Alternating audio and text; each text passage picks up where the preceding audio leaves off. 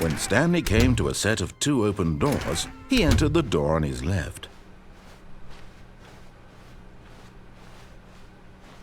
Yet there was not a single person here either.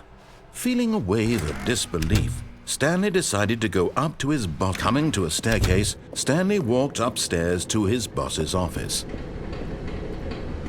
But Stanley just couldn't do it. He considered the possibility of facing his boss. Admitting he had left his post during work hours, he might be fired for that. And in such a competitive economy, why had he taken that risk? All because he believed everyone had vanished? His boss would think he was crazy. And then something occurred to Stanley. Maybe, he thought to himself, maybe I am crazy. All of my co-workers blinking mysteriously out of existence in a single moment for no reason at all? None of it made any logical sense. And as Stanley pondered this, he began to make other strange observations. For example, why couldn't he see his feet when he looked down? Why did doors close automatically behind him wherever he went? And for that matter, these rooms were starting to look pretty familiar. Were they simply repeating? No, Stanley said to himself, this is all too strange. This can't be real. And at last, he came to the conclusion that had been on the tip of his tongue. He just hadn't found the words for it. "I'm dreaming!" he yelled. "This is all a dream." Oh, what a relief Stanley felt to have finally found an answer, an explanation. His co-workers weren't actually gone. He wasn't going to lose his job. He wasn't crazy after all. And he thought to himself, I suppose I'll wake up soon. I'll have to go back to my boring real-life job pushing buttons. I may as well enjoy this while I'm still lucid. So, he imagined himself flying and began to gently float above the ground. Then he imagined himself soaring through space on a magical starfield, and it too appeared. It was so much fun, and Stanley marveled that he had still not woken up. How was he remaining so lucid? And then perhaps the strangest question of them all entered Stanley's head. One he was amazed he hadn't asked himself sooner. Why is there a voice in my head dictating everything that I'm doing and thinking? Now the voice was describing itself being considered by Stanley, who found it particularly strange.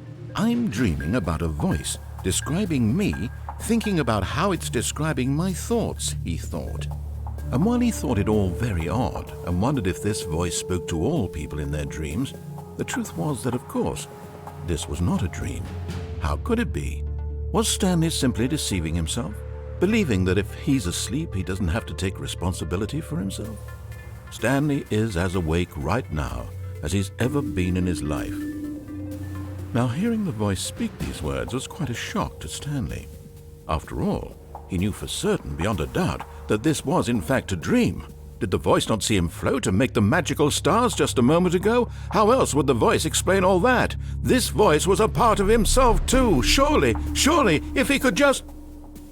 He would prove it. He would prove that he was in control, that this was a dream. So he closed his eyes gently, and he invited himself to wake up.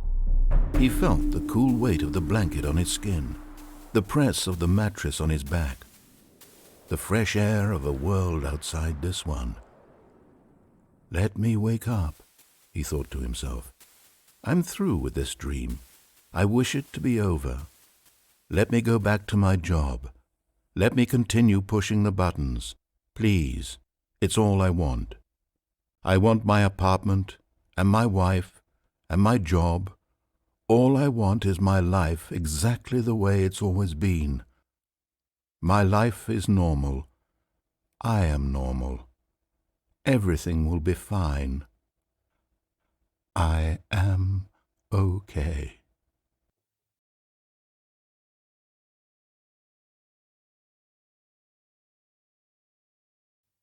Stanley began screaming. Please, someone, wake me up. My name is Stanley. I have a boss. I have an office. I am real. Please, just someone tell me I am real. I must be real. I must be. Can anyone hear my voice? Who am I? Who am I? and everything went black.